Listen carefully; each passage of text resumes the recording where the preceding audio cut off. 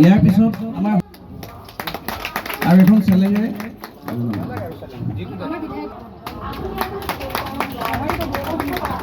আমাৰ সহপ্ৰবাহী বাইদেউ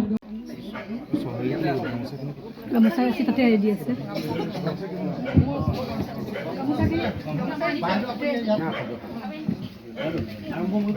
দিছে অসমৰ নাৰীসকলক দিছে আজাদি টয়লেটৰ ব্যৱস্থা কৰি দিছে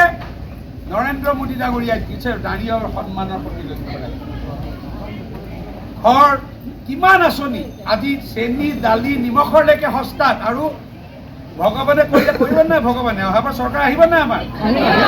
মোৰতো কম যে নাহিব নেকি আহিব যদি চৰকাৰ আহে চেনি দালি নিমখ ফ্ৰী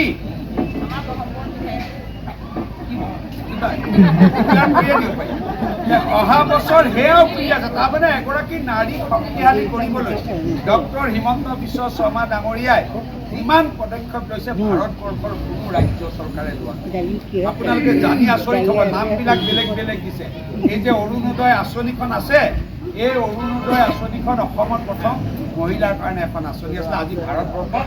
60-70% ৰাজ্যই এই আঁচনিখন নি তেওঁলোকৰ ৰাজ্যবিলাকত নিবলৈ বাধ্য হৈছে কাৰণ নাৰীসকলক যদি শক্তিশালী কৰা নহয় তেতিয়া সমাজ আগবাঢ়ি যাব নোৱাৰে মোৰ লগৰ ল'ৰা এজনৰ এখন হস্পিটেল আছে আচলতে ভাৰতীয় জনতা পাৰ্টিৰ মহিলা মৰ্চাৰ এটা কাৰ্যসূচী আছে আজিৰ পৰা আৰম্ভ হৈছে মাতৃবন্ধন বুলি সমাজৰ মহিলাসকলক সন্মান জনোৱাৰ এক মাহজুৰীয়া এটা কাৰ্যসূচী আজি পুৰণি গুদাম মণ্ডলৰ এই সভাখনত উপস্থিত থাকিবলৈ মোৰে ভাগ্য আচলতে আমাৰ প্ৰধানমন্ত্ৰী ডাঙৰীয়াৰ যি কাৰ্যসূচী আছে 18 তাৰিখে তাতে জিতু দাক অকণমান সহায় কৰিবলৈ কাৰণে দলৰ তৰফৰ পৰা ইয়াতে মোক দায়িত্ব দিছে গতিকে কালিৰ পৰা দুই এটা কাৰ্যসূচী ইয়াত কৰিবলগীয়া বিশেষ নাই খুব সুন্দৰ সংগঠন আছে তাৰ মাজতে এনে জিতু দাক অলপ সংগ দিছোঁ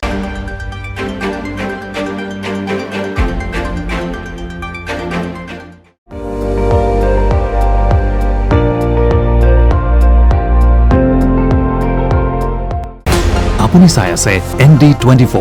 সৰ্বশ্ৰেষ্ঠ নহয় সৰ্বোত্তমৰ দৌৰ